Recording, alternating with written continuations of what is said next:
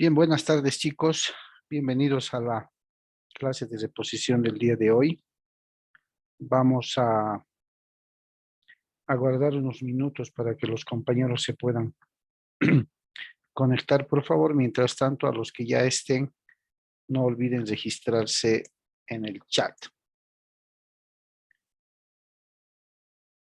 Bien, vemos ahí a compañeros que están ingresando a la clase. Buenas tardes chicos, buenas tardes. Hola, hola. Buenas tardes, Hola, doctor. doctor. Buenas tardes. ¿Cómo están? Buenas tardes. ¿Me copian perfectamente? Sí, doctor. Sí, doctor. Ok, por favor no olviden registrarse en el chat. Les daremos unos minutos a los compañeros para que se puedan conectar.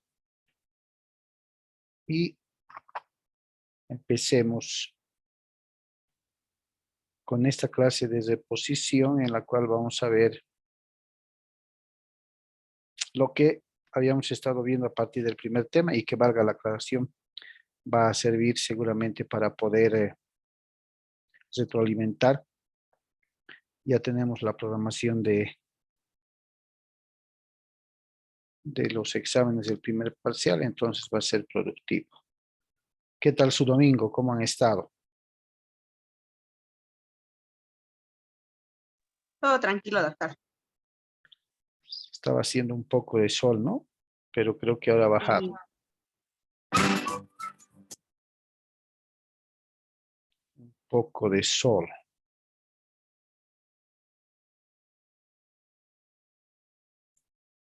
Vamos a ver cuántos son en total en su curso, chicos, porque conmigo pasan entre 7, 8, 9.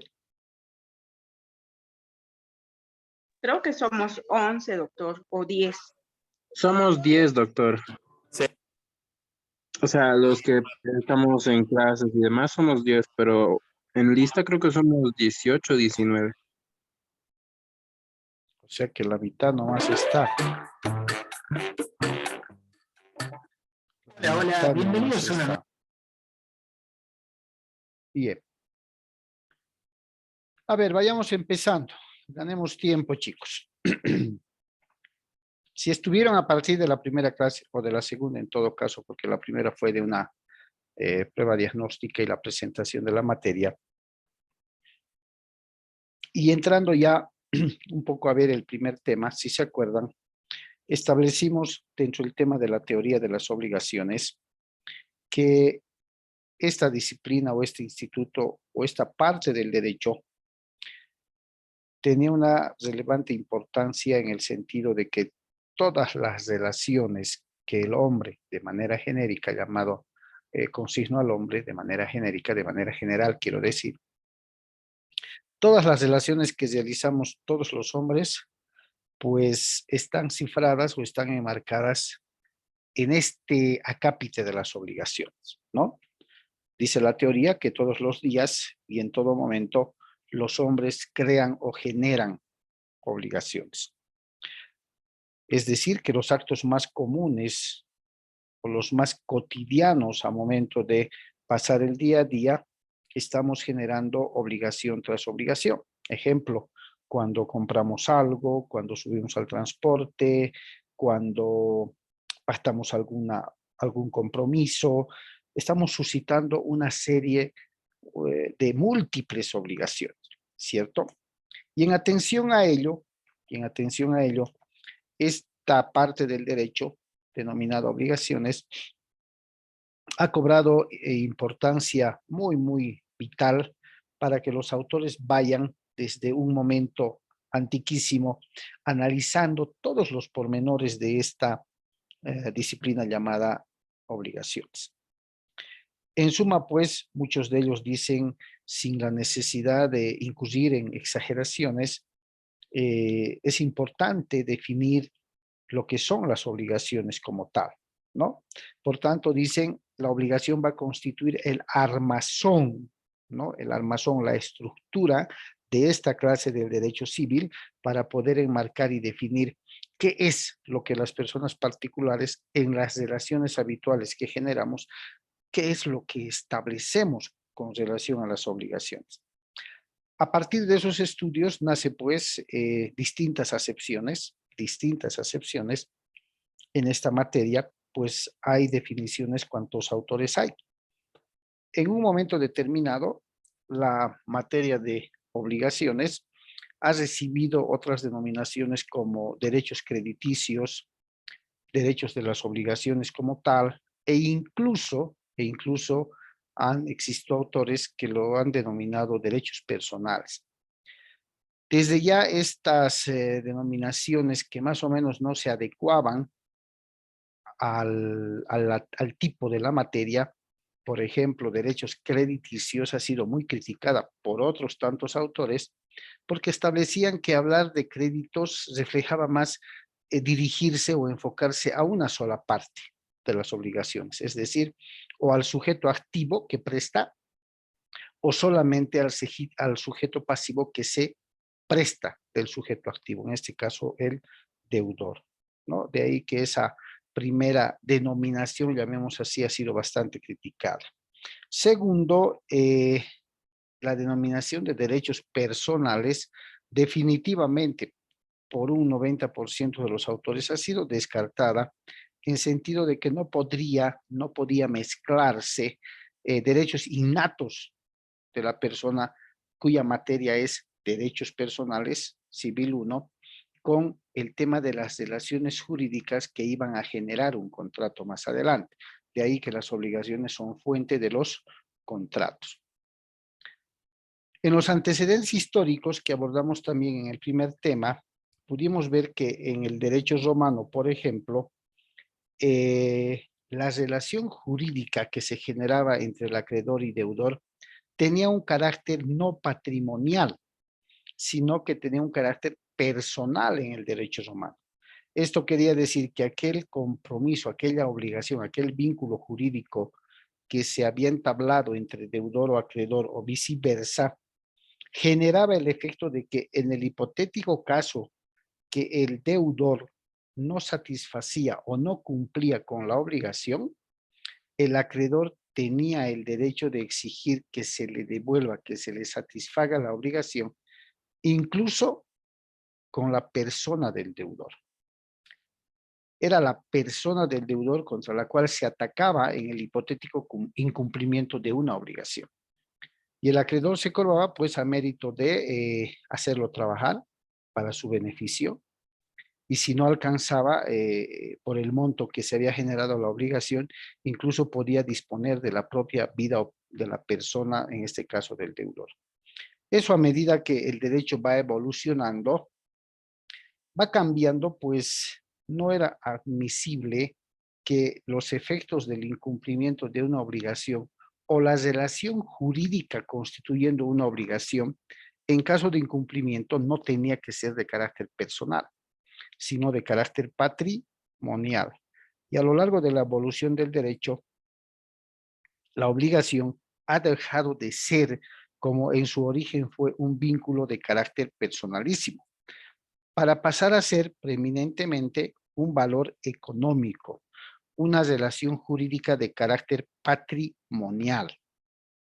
Entonces, lo que el derecho ampara y protege en el tema de obligaciones no es la sujeción o la persecución de la persona del deudor respecto al acreedor, ¿no? Sino que es la intangibilidad y efectividad del valor patrimonial que esa obligación representa. En pocas palabras, en el derecho romano, el carácter de la obligación estaba concebido como un carácter o como una relación jurídica de carácter personal. Si el deudor incumplía, el acreedor podía disponer de su persona, ¿no? Esto va cambiando y en términos claros, en la actualidad ya no es una relación jurídica de carácter personal, sino una relación de carácter patrimonial. De ahí que a lo largo de en el curso de los temas que hemos ido avanzando, establecimos, por ejemplo, en el tema del incumplimiento, que el hecho de que el deudor no cumpla en el término pactado o las condiciones pactadas la obligación a favor del acreedor, generaba a este último, es decir, al acreedor, el derecho de ejecutar y perseguir la satisfacción de esa obligación. ¿Qué quiere decir? Deudor no cumplió, el acreedor inicia el proceso de ejecución y va a atacar a sus bienes, no va a atacar a la persona. De ahí que al concluir el penúltimo y último tema que estuvimos avanzando el otro día, establecimos que en Bolivia no hay cárcel por deudas de dinero, por así decirlo. ¿Cierto? No hay cárcel o apremio corporal por deudas de dinero. Entonces, a medida que esto va evolucionando, a medida que esto va creciendo, la palabra obligación ha merecido pues el análisis y estudio de estos estudiosos del derecho para poder otorgarle una definición, ¿no? Existen definiciones como tantos autores hay. Por ejemplo, algunos autores sostienen que la palabra obligación o la obligación como tal, en un sentido amplio, implica una idea de sometimiento, una idea de sujeción, de restricción a la libertad, en este caso del deudor. Ellos establecen que es en esta medida en que nos encontramos obligados a cumplir una obligación, inclusive disminuyendo los alcances de nuestra libertad. Sin embargo, el significado de obligación en el tema específico del derecho civil, ¿sí? Que dicho sea de paso es un término técnico en el área del derecho, ha merecido el estudio de varios autores para poder aterrizar en una definición más formal, en una definición con mejor acogimiento. Y esta definición, por esta N cantidad de autores, ha sido fruto del análisis y la acepción que ya hizo Justiniano en el derecho romano. Y de ahí que definen a la obligación de la siguiente manera. Es un vínculo jurídico que nos constriñe a pagar algo al otro en el área del derecho civil. Fíjense, corto pero efectivo lo que ya Justiniano decía.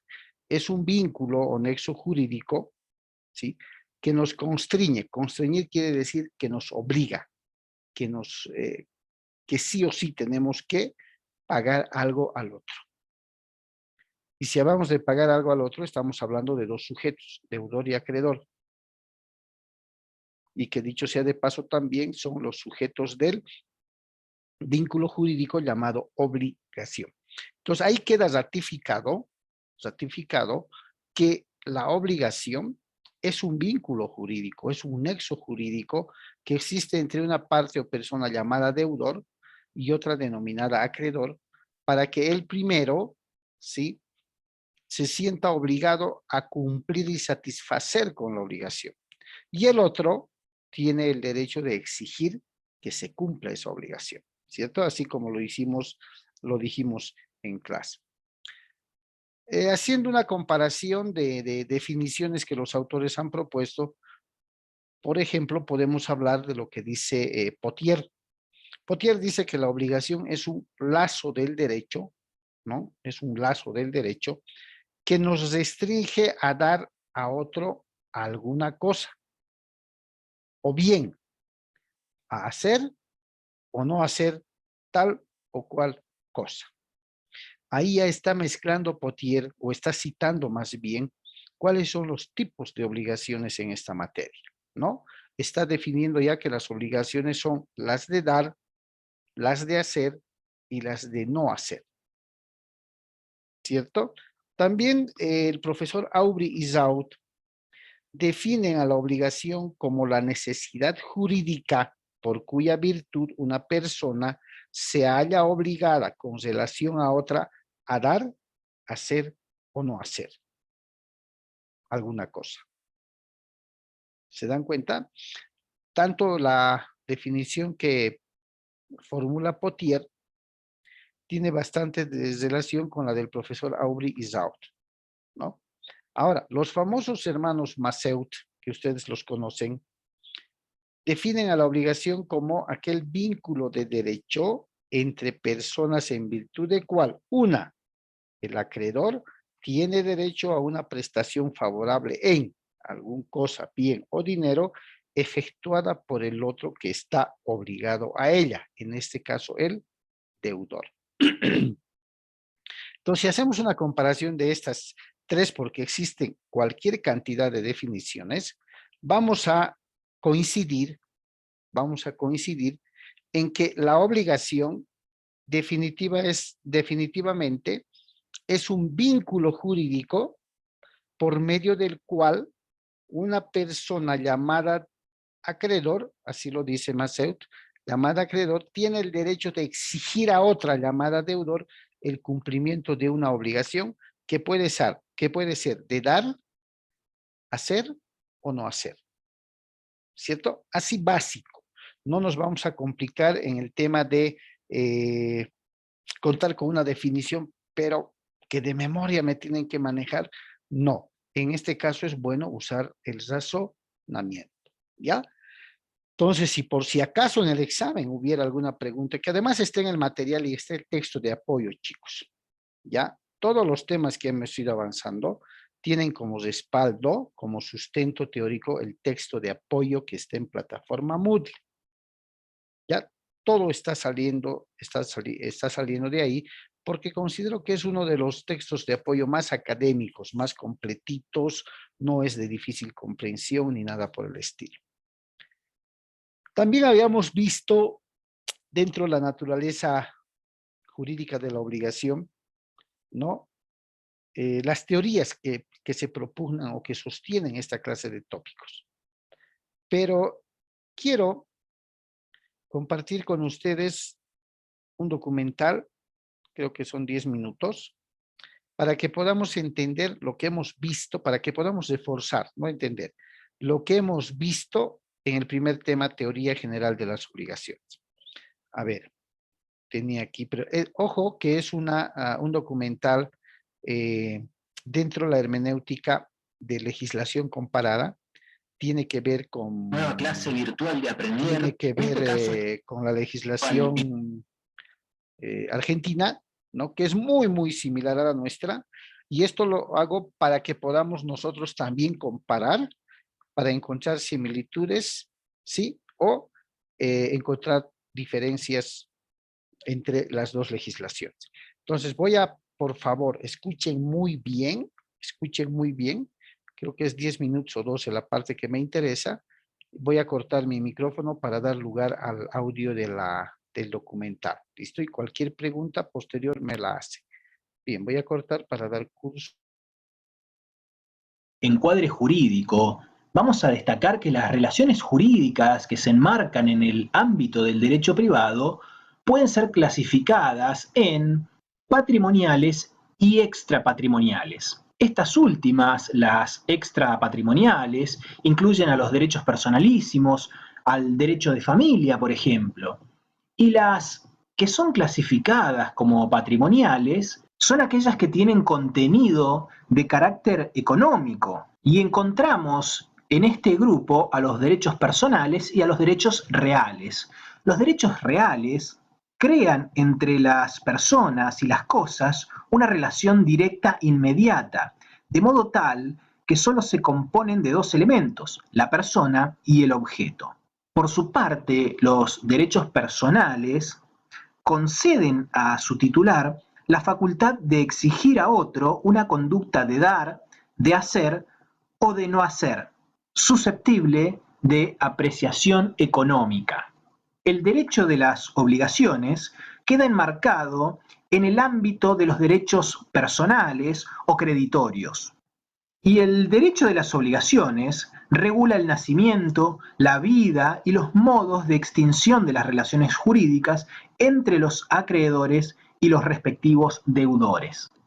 Y ya que mencionamos que el derecho de las obligaciones queda enmarcado en el ámbito de los derechos personales o creditorios, hay que destacar cuáles son las diferencias que tienen con los derechos reales. Entre algunas de las diferencias vamos a encontrar que los derechos reales confieren a su titular un derecho de oponibilidad absoluto, es decir, que son oponibles erga omnes, es decir, contra todos, quedando obligada toda la sociedad a respetar el derecho del titular del derecho real. Por ejemplo, todos debemos respetar el derecho de propiedad del otro. En cambio, los derechos personales son oponibles solo de manera relativa, ya que pueden hacerse valer únicamente contra el que está obligado. Por ejemplo, el acreedor solo puede exigir el pago de la deuda a quien se ha obligado con él al pago. Otra de las diferencias es que los derechos reales solo pueden ser creados por la ley. Las obligaciones, en cambio, pueden ser creadas por la voluntad de las partes. Y finalmente, otra diferencia a destacar es que los derechos reales no se pierden por inacción. Los derechos de crédito, en cambio, son susceptibles de perderse por el paso del tiempo si es que no son ejercidos. Y entrando ya en el concepto de obligación, vamos a mencionar algunos antecedentes históricos de la obligación.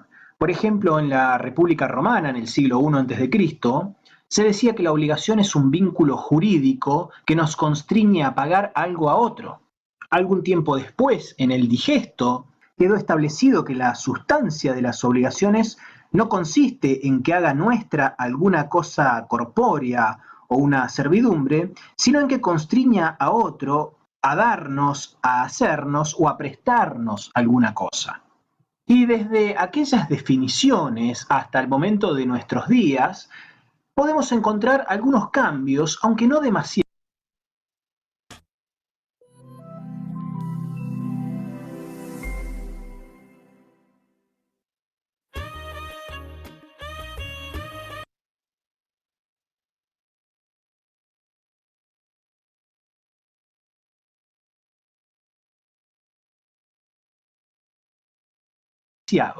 Entre los cambios encontramos, por ejemplo, a la situación del deudor.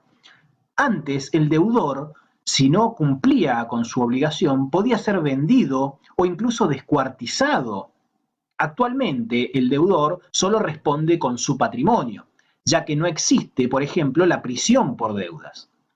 Con respecto a las fuentes, en las institutas de Gallo se reconocían como fuentes solamente al contrato y al delito, es decir, como fuentes de la obligación, entendiéndose al lugar desde el cual se origina la obligación. Solamente se reconocían al contrato y al delito. Actualmente se reconoce como fuente de obligaciones a la ley, al contrato, al cuasicontrato, al delito y al cuasidelito. Todos estos conceptos los vamos a estudiar en clases subsiguientes. Y finalmente, otro de los cambios se da en el espíritu y finalidad. En el derecho romano, la obligación creaba un vínculo que no era susceptible de ser transferido.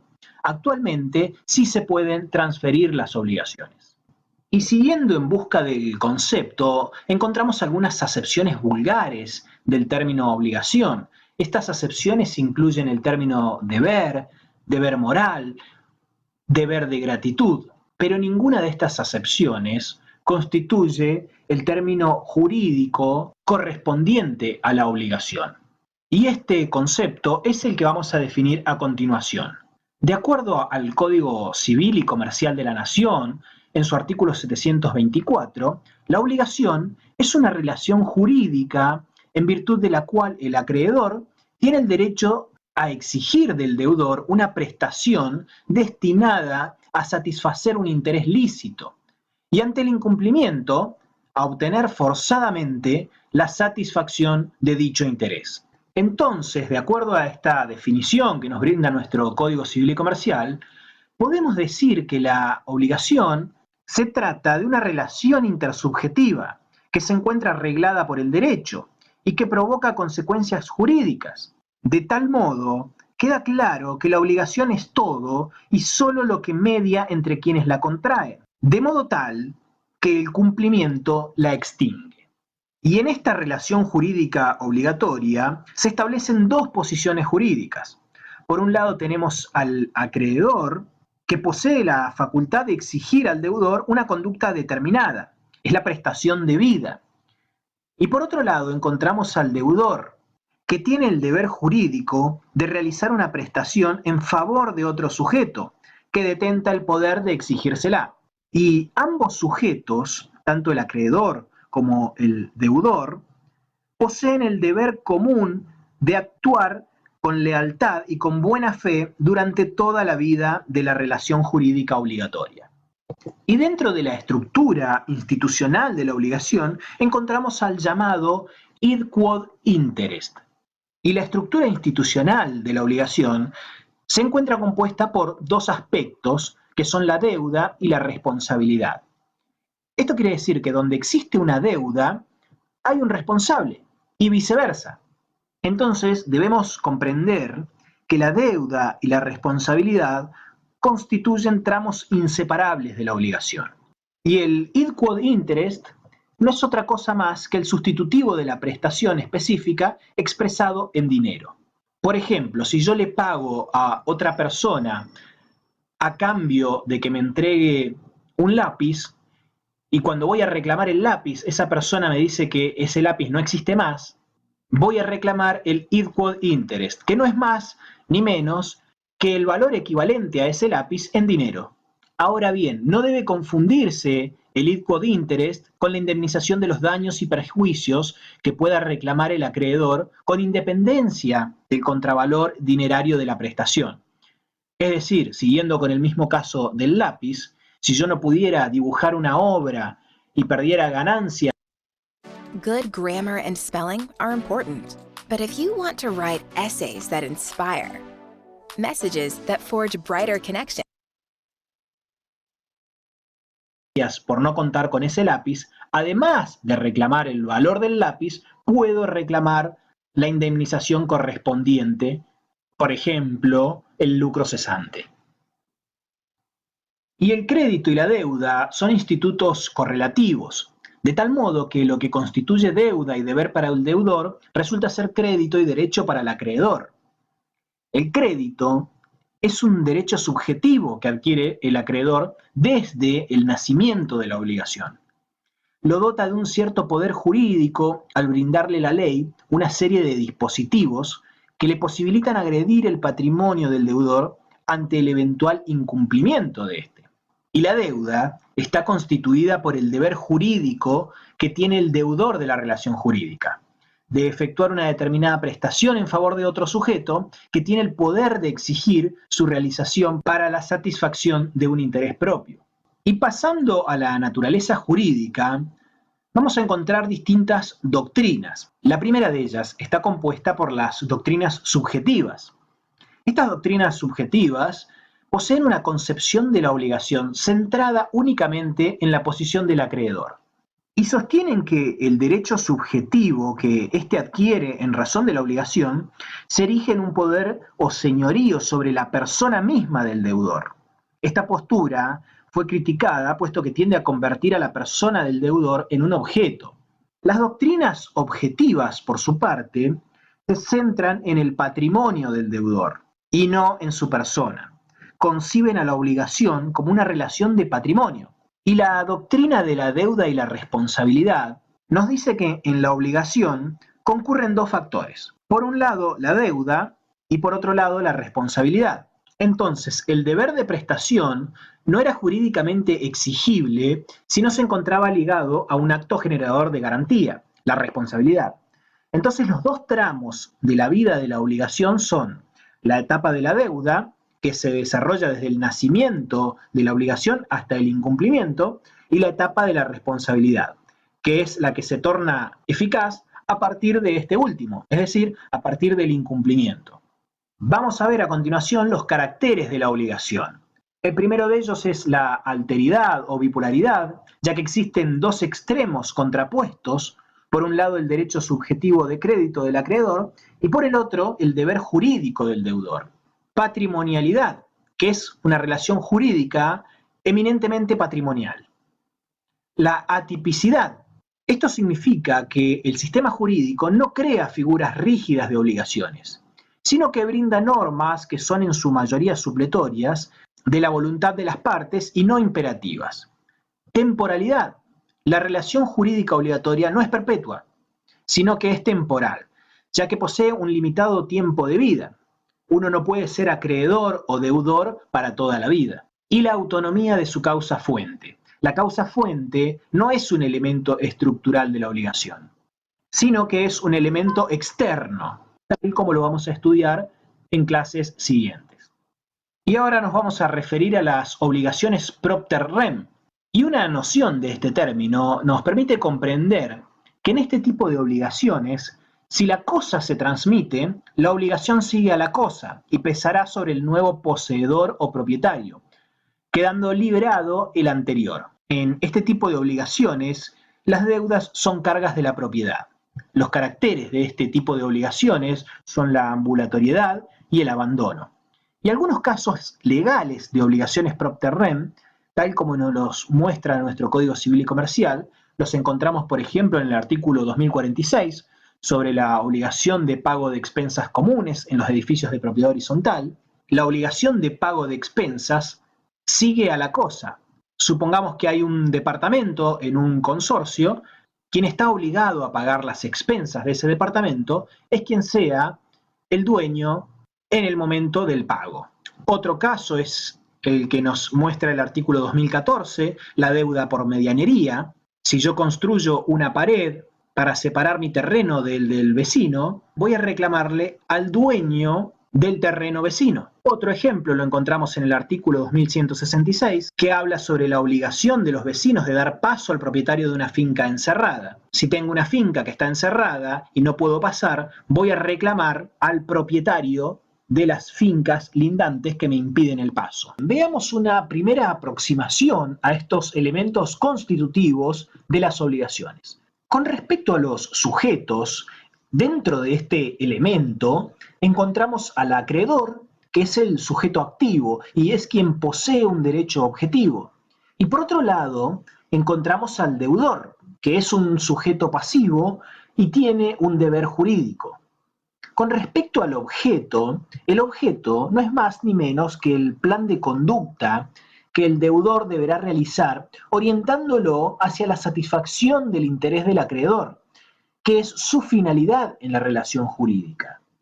Y el vínculo jurídico es el elemento que genera el enlace entre los sujetos, ya que el vínculo jurídico dota al acreedor del poder de exigir al deudor el cumplimiento de la conducta prometida. Del mismo modo, coloca al deudor en una situación de débito, que es correlativa y contrastante con el derecho o la facultad que le asiste al acreedor. Vamos a analizar a continuación, con mucho más detalle, cada uno de estos elementos constitutivos de la obligación. Y vamos a comenzar hablando de los sujetos de la obligación. Los sujetos de la obligación son las personas que se encuentran vinculadas por la relación jurídica. Quien desempeña el rol activo de ella se denomina acreedor y es titular del derecho creditorio, mientras que quien se encuentra en el polo pasivo se denomina deudor y tiene a su cargo el deber de prestación. Lo primero que nos vamos a fijar y en lo que nos vamos a centrar para ver si una persona, ya sea una persona humana o una persona jurídica, puede ser sujeto de una obligación jurídica, es ver y tratar de conocer si esta persona tiene la capacidad para ser sujeto de una obligación, si tiene la capacidad jurídica que le permita ser sujeto de una obligación jurídica. Ya que cuando las obligaciones emanan de actos jurídicos, se exige que los sujetos posean capacidad de derecho, así como también capacidad de ejercicio. Y esto es así porque la incapacidad de derecho provocará la nulidad del acto jurídico que pretendía dar nacimiento a la obligación. Y si el acto jurídico es nulo, no hay obligación jurídica. La incapacidad de ejercicio, por su parte, es susceptible de ser suplida por un representante legal. Ahora bien, cuando nos encontramos casos en los que las obligaciones nacen de hechos ilícitos, la capacidad no debe ser exigida, ni para el deudor de la relación jurídica, ni para el acreedor. Entonces, lo primero que vamos a verificar para saber si una persona puede ser sujeto de una obligación es ver si tiene capacidad. Pero esto... Bien, chicos. ¿Se dan cuenta La legislación argentina, haciendo una hermenéutica de comparación de legislación comparada, lógicamente el derecho de obligaciones es universal, ¿sí? Lo único que va a variar en algunas legislaciones son los preceptos legales que los estados de cada país y mediante sus órganos legislativos han podido promover alguna variación en las condiciones de los artículos de su Código Civil. Desde ya, los presupuestos legales, los principios que se manejan en obligaciones son los mismos. Lo que ustedes acaban de ver es un análisis de la teoría general de las obligaciones conforme a la ley civil argentina, y si se han dado cuenta es la misma que Bolivia maneja, ¿no? Y muchos países de Latinoamérica. Lo que quiero que recordemos es que dentro de la naturaleza jurídica, primero, las obligaciones ya no tienen como en la antigüedad un carácter personalísimo, ¿sí? Sino tienen un carácter patrimonial. En caso de incumplimiento, como decía el profesor que detalla en el documental, en caso de incumplimiento se ataca al patrimonio del deudor, no se le ataca ya a su persona. ¿Listo? Después, la definición que hace el expositor, lógicamente es clara, y vuelve a reiterar que es el vínculo, un vínculo jurídico que existe entre el acreedor y el deudor.